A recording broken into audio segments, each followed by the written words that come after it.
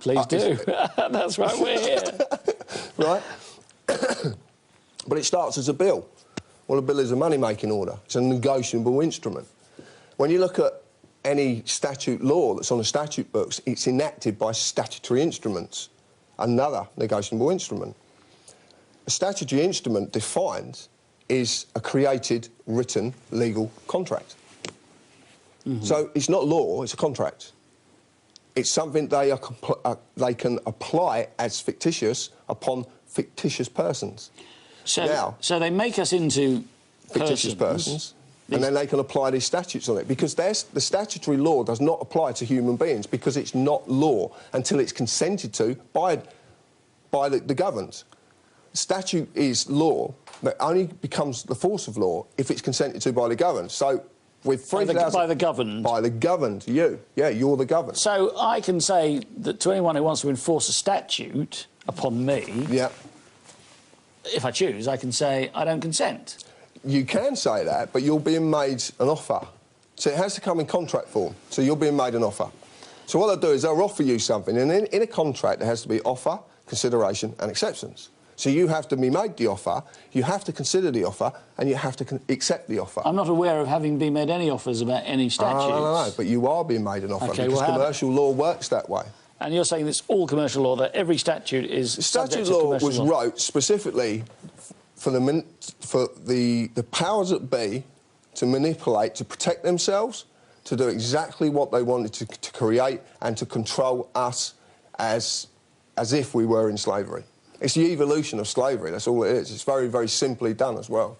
But you have to look at the law, and you look at the great laws that have gone through in this country, the Declaration of Rights, 1688-89, Bill of Rights, Act of Settlement, the Act of Union, all these documents that are these very, very powerful, famous statutes that are still, one of them is still in the law books. Oxford's law book just recently, they brought one out, and it's still in there, and it still names the Act of 1701, the Act of Settlement, because it is so important to what they do and what they've actually achieved with that.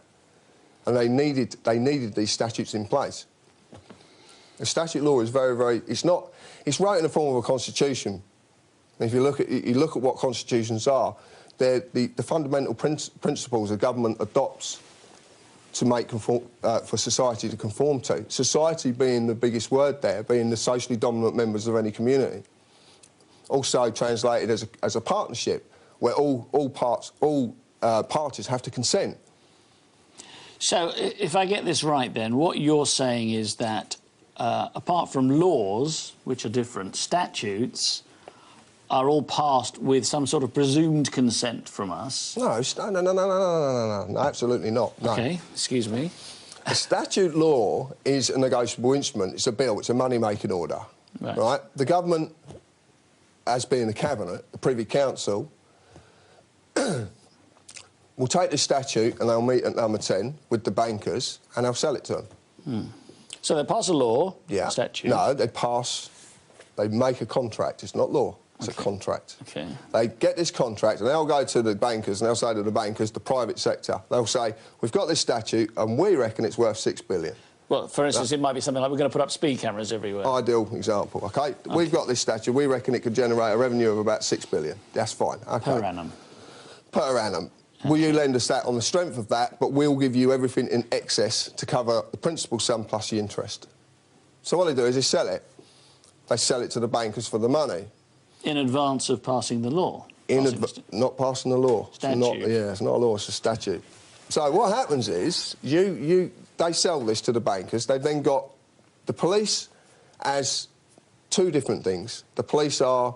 The human being is a policeman or woman who is there to uphold the law, serve and protect, never deny or delay right or justice to any individual who lives in this country, no matter where they're from. Then you've got the police officer. Now, the police officer is a fiction. A police officer is a corporate employee who's enforcing statutes to make sure the bankers get their money back. Now, they need then is corporate courts. And then you go into a corporate court.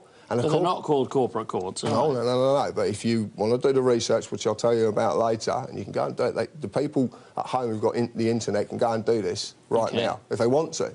right? The corporate court is then there to get jurisdiction over you to make you pay. Because they need you to pay, because without your money, and we'll talk about money as well, because that's quite funny, but without your money, they can't pay back the bankers. But if you're saying that these statutes require your consent... They've got to get consent from you. So, have they not already got consent? How can they possibly So how do they go through the process of getting consent without you being aware of it? Fixed penalty fine, classic, fixed penalty fine, right? OK. A fixed penalty notice. A notice is an offer. They're offering you something. You're going back to the definition now of the word notice. But this is legalese. This is a different language. Let's do this is a language of the law society. OK, let's go back to this. Let's look at the word notice. What does notice mean? It means it's an offer. Basically, they're offering you something. And what they'll do is they'll offer you something. They're offering you the ability to pay them some money. So it's a contract. They're making you an offer. You've got to consider it, and there's a consideration built in, and the consideration is that if you pay within 7 days, then it's half the price that we're saying it is. And if you don't pay within a certain 24 days, whatever, 14 days, it's the price that we're saying it is. Right. Very cleverly done. You've been offered something, the chance to pay them some money because you're in statutory violation, OK? You're in violation of the statute because you've sped, presumably, or whatever you've done. OK. Parked on a yellow line. They lock into the contract the consideration. You know, there's a consideration. If you pay now, you don't have to worry about it. But also what they're locking is an estoppel by acquiescence. And the estoppel... Well, let's do this slowly. An estoppel by acquiescence. Yeah, basically, if you ignore it, then you agree to the terms. OK. If you ignore it, you agree? If you ignore it. What estoppel means is basically, if you do not answer or offer back, because you can't dishonour it, you've got to offer back. This is contract law. You can't go into dishonour. So, OK, so if, for instance, say you get a ticket for speeding and it has this offer and you don't want to be subject to it, what do you do next, then? You offer something back. What, like a button? If you want it. Wouldn't work.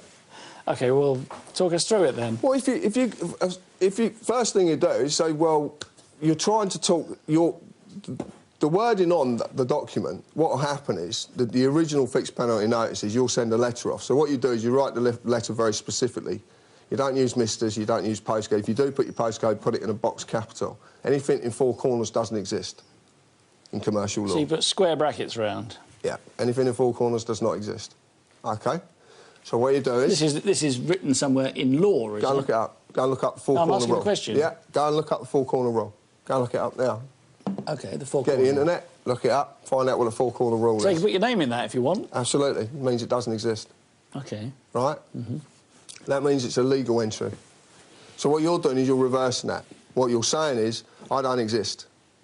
You're talking to a human being, you're not talking to a person. You're talking to a human being. OK. Did this human being produce you any form of evidence to prove who they are? You're asking the question of them? Yeah, you ask them questions. What you do is you have to put it in question form because that's how you offer back. So you ask them a series of questions. Right, OK. And you adapt the questions to what your needs are. A classic example was, we go to a restaurant and we eat a meal, and the waiter comes up and he says, here's a notice of how much your meal was tonight. Would you pay it or ask for a bill? I'd probably ask for a bill, wouldn't I? Yes. You'll be given a notice, you'll be given an offer. A summons, if you look at a summons is legally synonymous with the word invitation. When you get notice of summons to go to court, you're being given an offer to go to their place of business. You're being invited. You've got a choice. So, I think we're going to have to go to a break now, John. We're going to get back to this. So we're going for the break. If you'd like to...